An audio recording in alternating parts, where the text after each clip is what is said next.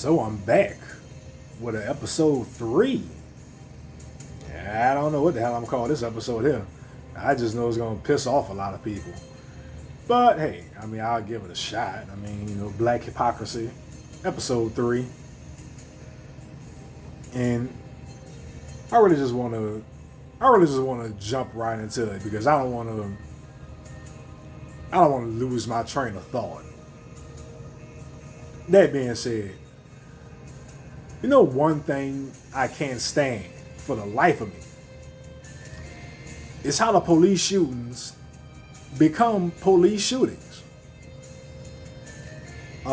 Today we're going to talk about Dejon K, Jacob Blake, and a few other of the more recent police shootings. And I just want you all to understand that if you play a stupid game, you win a stupid prize. I am not at all saying these people deserve to be shot and or killed. Not saying that. But think about it like this. A lot of us as people, as black people, react out of emotion. The judge is only going to care about what you can prove in court using facts. These facts can sometimes damn us as black people. When I was younger, it started off with me looking at things like this with Eric Garner. All I saw was a video of Eric Garner being stopped from selling Lucy cigarettes. At the time, that's all I seen, is all I cared about, a black man being killed by the police. But then my logic started to kick in, slowly but surely, and over the course of the next couple police shootings, it's like my mindset just magically changed.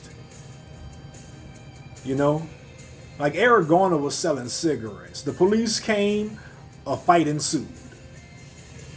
And Eric Garner, as big as he was, ended up being choked out. He didn't need to be choked out, of course. Again, I'm not condoning this stuff.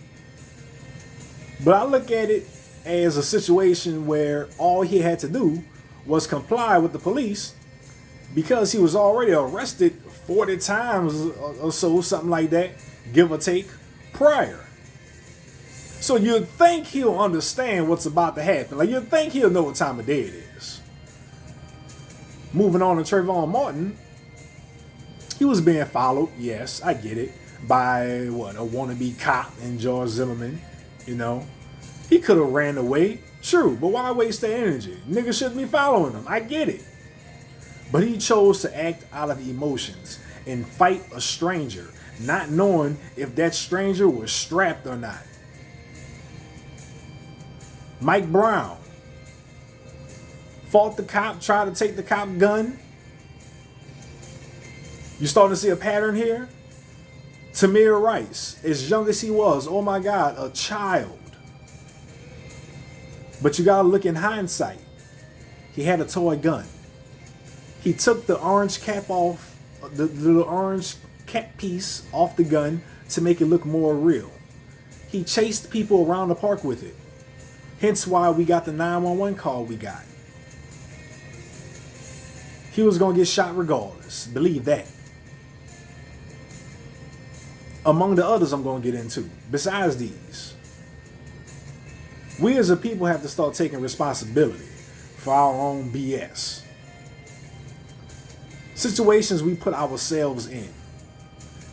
Because we need to understand, we can't dictate the outcome once we're waist deep.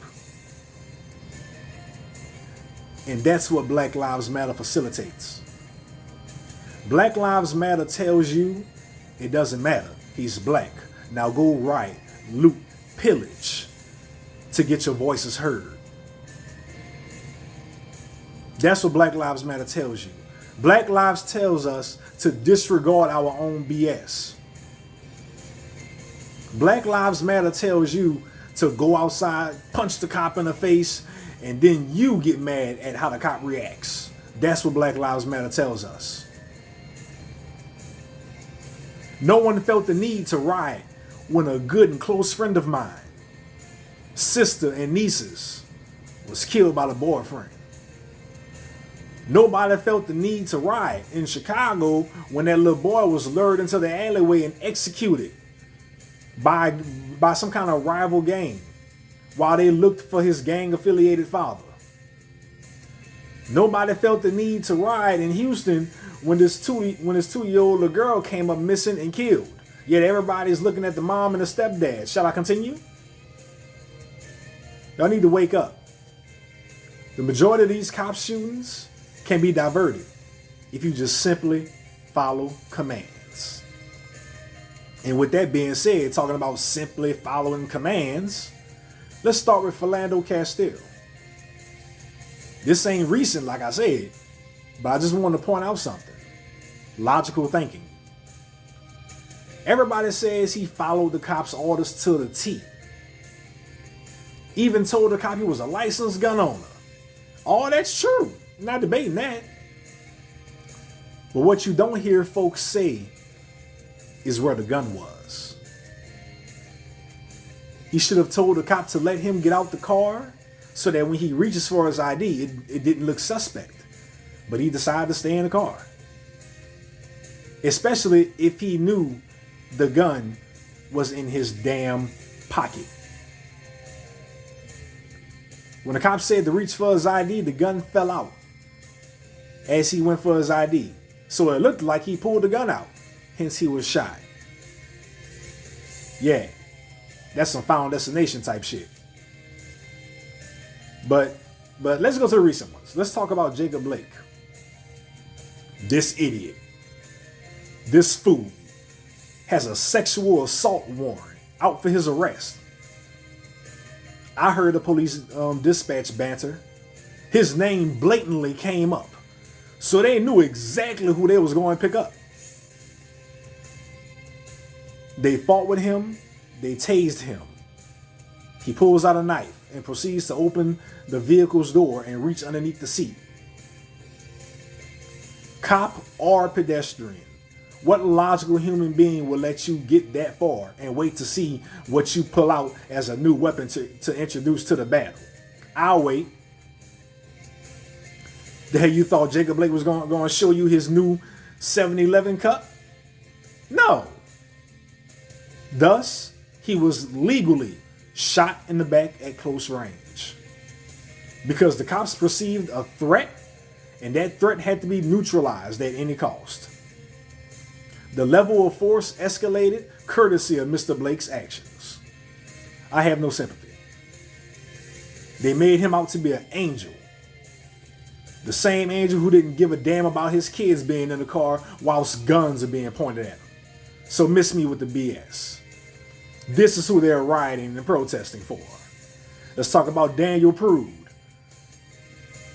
in New York, high on PCP. A brain stimulant. Makes people crazy strong, damn near impervious to pain. The only way to subdue somebody high on PCP is to physically overpower them, and that's damn near impossible. He died 7 days later in the hospital. He was outside in the snow, booty hole naked. Yet the cops are blamed for his death. Why the sister takes no blame? The sister was the one who called the police in the first place. Didn't I tell y'all before in one of my YouTube videos? Our women are the first ones to call the cops on us, putting us in the same interactions that ends our lives. Didn't I tell y'all that before? Daniel Prude, prime example. Let's talk about Dejon King. I said King. K. Dejon K. Another idiot. The personification of sheer stupidity. If you look up stupid in the dictionary, I'm pretty sure Dejon K. deceased face is going to be next to it. He posts on Facebook minutes before a cop interaction. Guess what? Poised up with a gun. Then decides to run away with his homeboy. And in the body cam, which was released immediately, you see it in the body cam. He runs up on a cop with his gun out, trying to get a one-up. One shot to the chest. Pow. Tough luck, dude. This is what Black Lives Matter and white folks are rioting for right now. freaking criminals who brought this upon themselves. Let's talk about that drunk driver who was shot in the Wendy's parking lot. I can't remember his name. It escapes me at the moment. Now, one thing I'm mad about with that, the cops let that go on too far. That was like 40 minutes of just drunk banter. The cops let that go on too far. I would have arrested him in about 10 minutes. He too fought with the cops. But in a laughable turn of events, he takes the cop's taser and runs away. Turns around to fire the taser. He misses the cop. The cop, who was unarmed at that point, his option of non-lethal force was literally taken away from him. The dude turned around to shoot the taser while running away. Deadly force was officially authorized in order to save the public. Would another cop have shot him? Probably not. But remember, that's a subjective argument. He just got his ass whooped, taser stolen, and now has a fleeing drunk driver with a police weapon. He was bound to be shot. Let's talk about the dude in Lafayette. He had a knife. Clear as day. In video. But what you don't hear people talking about while they rioting and protesting is that he was in a violent altercation with someone moments prior to the police interaction. He was told multiple times to drop the knife while he just kept walking away. Then when he tried to enter an establishment, i.e. the gas station, in order to once again protect the public, because he could have stabbed anybody in that establishment. The cops don't know what he going in there to do. So in order to protect the public, stop him from entering said establishment, he had to be put down. Open and shut case. These are the people y'all are rioting and protesting for. Cases that if they just didn't do what they did, they'll still be alive today. And in Jacob Blake's case, he'll still have his legs. If you wholeheartedly believe the cops are out to get us as a black collective, why egg them on? Why test the cops gangster? Why call the cops bluff? Why see just how far a cop is willing to go? Because just like one cop will fight you to keep his gun or keep his taser and never shoot anyone, every cop doesn't have that kind of restraint. That is a subjective argument that has to be argued on the basis of each cop. Y'all want to talk about defund, unarm, disband the police? Who you gonna call when the thugs and gangs take over? The Ghostbusters? Let me tell you something. Egon, Ray, they're not coming. Who you gonna call? The Avengers? Tony Stark, Thor, they're not coming. Who you gonna call? The Justice League? Bruce Wayne, Clark Kent, they're not coming, bro. Let me tell y'all who coming. The military, to implement martial law. And that's when you're really going to start to feel oppressed. That's when they're really going to start laying you down in the streets for simply being flipped by the mouth. I'm on Herschel Walker's side. I don't need nobody to speak for me. I don't need anyone to tell me my life matters. You know why? Because I move and live as such. I'm not out here getting arrested and partaking in criminal activity to lure the cops into my altercations with me. I'm not getting pulled over in every other day. And when I do get pulled over, I follow instructions. Yeah, I get mouthy. Hey, happens to the best of us. But I've never been in a traffic stop held at gunpoint. I'm not saying I'm out here kissing police ass. Because whoever knows me knows I'll cuss the cop out quick. But I'm not involving myself in activities that'll bring harm to myself or my family. Y'all out here rioting, talking about Black Lives Matter and fighting the establishment and defund the police. How are you fighting the establishment? You just walking around with a damn sign. You know how you fight the establishment? You be the change. You be that black cop. So that way, when your behind get locked up, arrested, you get your ass whooped. It was from a cop that looks like you. Be that black prosecutor or that black judge, so that when you get that sentence thrown down, it came from somebody who looks like you. Be that black lawyer. Be that black doctor. That's how you really fight the establishment and show you're serious about it. See, my family is going to have to set up a GoFundMe for me should something so happens to happen. You know, GoFundMe. Instant nigga insurance. You know, GoFundMe. But they won't have to do that because I have life insurance. Why? Because I'm a working class citizen. I don't get handouts. I'm a black man. They don't give us nothing. They give all that to the black women. They don't give us jack squat nada. Y'all get on there on GoFundMe. Y'all tell these stories and you white shame these people for donations after a cop killed one of these fools for doing what he or she loved. Because let's be honest, they be white donations. The millions of dollars don't come from black folk. Let's just keep it 100. Let's call a spade a spade. Tell it like it is. I'm more worried about thugs and gangs when I walk out my door. Y'all uncles, y'all cousins robbing me and whooping my ass. Then I'm worried about the damn cops. Black Lives Matter raised over $1 billion. Have you seen any of it? Can you say where that money going? You can't. What has Black Lives Matter changed? Or what did they advertise they're changed or in the process of changing? You don't know, yet you blindly support.